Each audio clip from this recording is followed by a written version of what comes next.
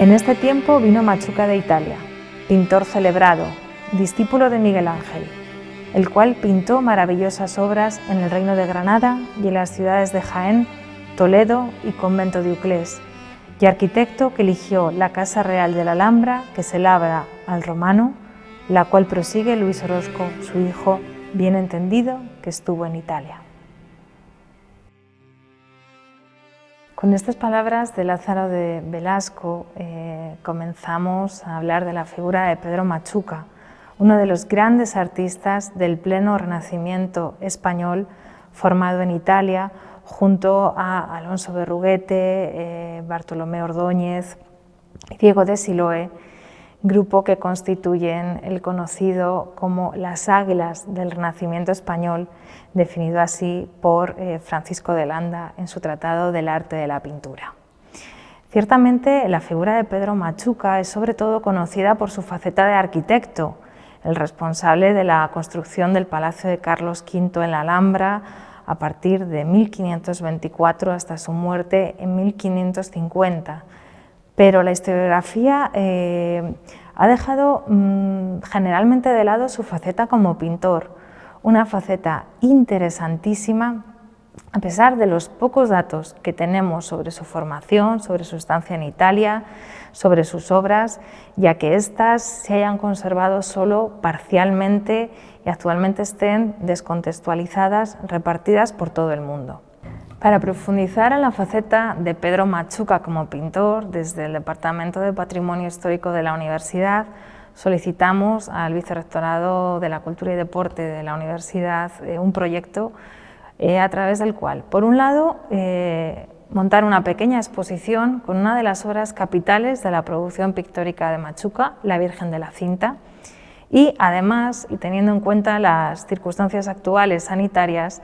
pedir la colaboración de distintos investigadores de forma que grabaran vídeos en los que abordar algunas de las principales facetas de la obra, el estilo, la forma de trabajar o de enmarcar de este interesantísimo artista. Ciertamente, la documentación que conocemos sobre Machuca es mínima. Sabemos que nació en Toledo, seguramente hacia 1490, gracias a la firma que aparece en el reverso de la Virgen del Sufragio, una de las obras conservadas en el Museo del Prado.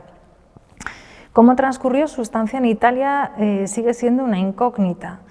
Es cierto que desde Italia y desde España se han realizado numerosas investigaciones, pero todavía son muchos los enigmas y es a través del estudio de las obras conservadas. Piensan que de Machuca apenas conservamos una treintena de obras, la mayoría de las veces descontextualizadas, repartidas en museos del mundo entero. Por lo tanto, es una tarea compleja, pero que está aportando interesantísimas novedades. Ciertamente, Machuca no solamente va a Italia a aprender, va a trabajar en los principales encargos de pinturas, tanto al fresco como en tabla,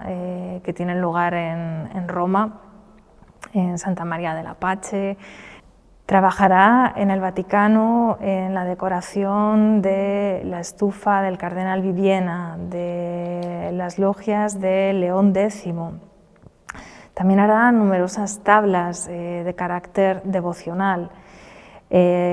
Todo esto colaborando con los artistas que forman parte del taller de Rafael, después de haberse formado en el taller de Miguel Ángel. En Italia, Machuca no solamente aprende, su obra también va a influenciar a otros artistas y esos son unos estudios de ida y vuelta enormemente complejos, pero realmente fascinantes. A su regreso a España, en torno a 1520, sus primeros trabajos los realizará en la Catedral de Jaén, después en Granada, uno de los grandes focos artísticos del momento, y será allí a partir de 1524 cuando, gracias a su condición de hidalgo, el conde de Tendilla le nombrará maestro mayor de las obras del Palacio de Carlos V en la Alhambra, obra a la que estará vinculado el resto de su vida hasta su fallecimiento en 1550 y que le apartará de los encargos pictóricos, aunque es cierto que durante toda su vida siguió trabajando como pintor, como dorador y también como tasador de pintura. Machuca, a su vuelta a España, ha configurado un estilo muy particular, un estilo propio, fácilmente reconocible. Como digo, sintetizando lo mejor de Miguel Ángel, lo mejor de Rafael y también de esos incipientes artistas manieristas, Giovanni da Udine, Polidoro de Caravaggio, Giulio Romano, Beccafumi. Ciertamente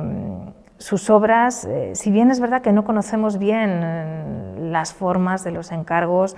nos están hablando de unos clientes con unos gustos muy a la moderna, muy vinculados con Italia y que desde luego hacen de Machuca uno de los artistas más interesantes de esta época.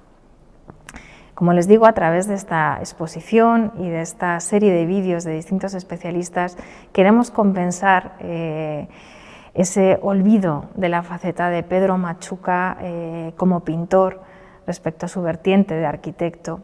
y que además en Jaén tenemos la suerte de contar con algunas de las obras capitales de su catálogo. La Virgen de la Cinta,